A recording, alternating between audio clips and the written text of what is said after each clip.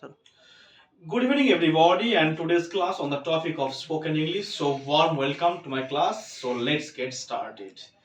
আজকে আমি স্পোকেন ইংলিশের কিছু টাইপ শেখাবো এই ক্লাসের মধ্য দিয়ে। তো টাইপ নাম্বার যেটা 1 সেটা হচ্ছে আমরা অনেকেই বলি না जो बोलना था मैंने बोल दिया, जो सोचना था मैंने सोच लिया, जो खाना था मैं खा लिया, जो करना था मैं कर दिया। ওকে, এই যে এই বাক্যগুলি আমরা বলছি, তো এই বাক্যগুলির ইংলিশে কি হবে সেগুলি আমি তোমাদেরকে এই ক্লাসে শেখাবো। বাংলাতে কি হবে, যা বলার ছিল বলে দিয়েছি, যা করার ছিল করে দিয়েছি। ওকে, অনেক ক্ষেত্রে অনেকজনের হয় না যে কোন একটা বন্ধুর সঙ্গে ঝামেলা লেগেছে, তারপরে সে বলছে কোন একজন বন্ধু তার বন্ধুকে বলছে তুই এরকম কেন করলি, তখন যা করার আমি করে দিয়েছি, তোর সাথে বলবো না।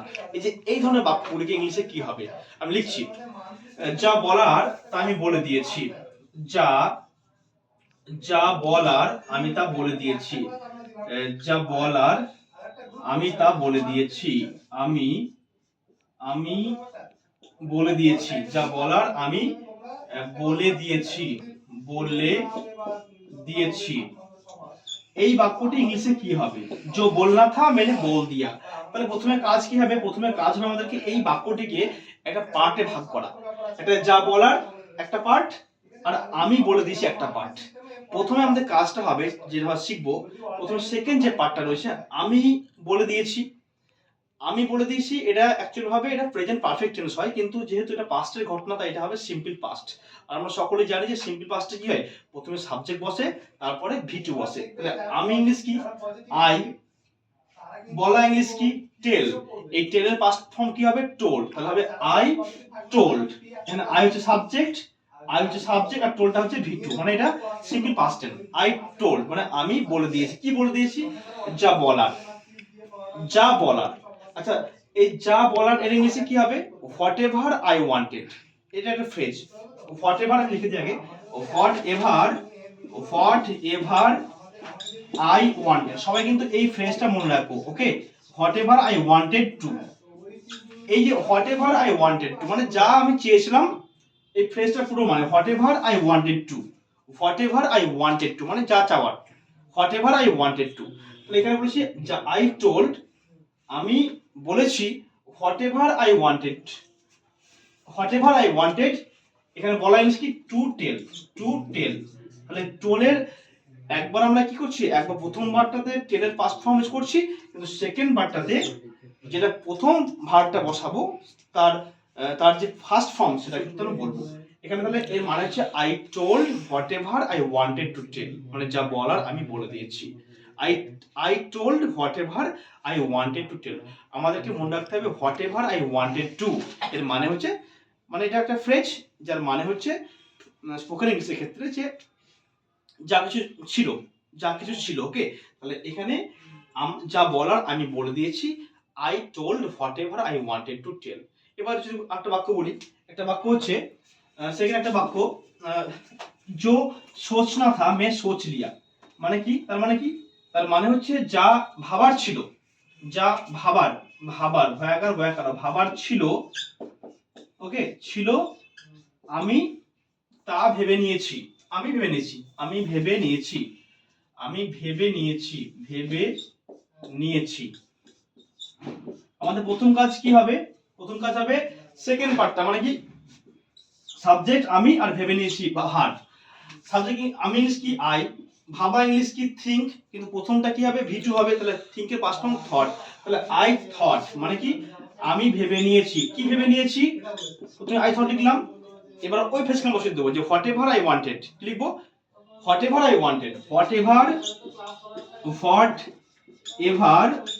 I wanted, whatever I wanted two লিখলাম। ওকে, টু। এরপরে ভাবা ইংলিশ কি থিঙ্ক, এখানে থিঙ্ক বসিলাম, THINK।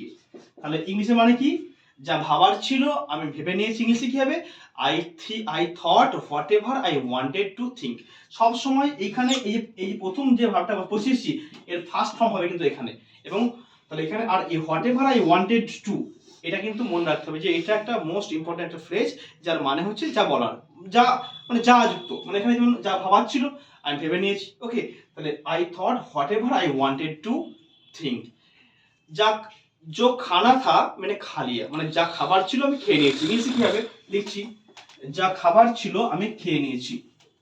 যা খাবার ছিল, যা খাবার খাবার ছিল আমি তা খেয়ে নিয়েছি। আমি তা খেয়ে নিয়েছি। আমি তা খেয়ে নিয়েছি। খেয়ে নিয়েছি বাংলাতে মানে একটু চেঞ্জ, মানে যা খাবার ছিল নয়, মানে যা খাওয়ার, এখানে যা খাওয়ার, যা খাওয়ার আমি তা খেয়ে নিয়েছি। যা খাওয়ার, যা খাওয়ার, খাবার নয়, যা খাওয়ার আমি তা খেয়ে নিয়েছি।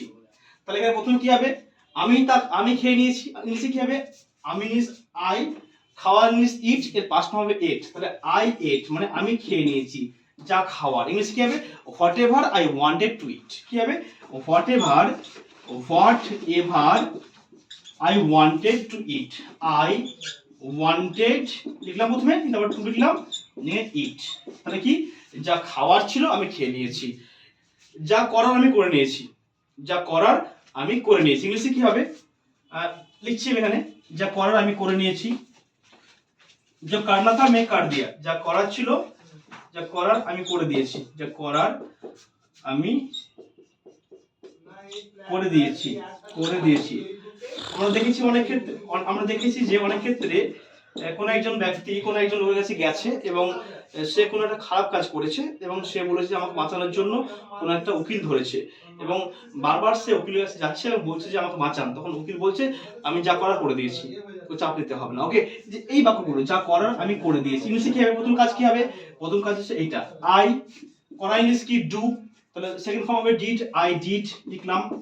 যা করার what ever I wanted, whatever I wanted, I wanted, তারপর টু লিখবো, তারপর ভার্বের এক নম্বর ফর্ম কি হবে ডু হবে।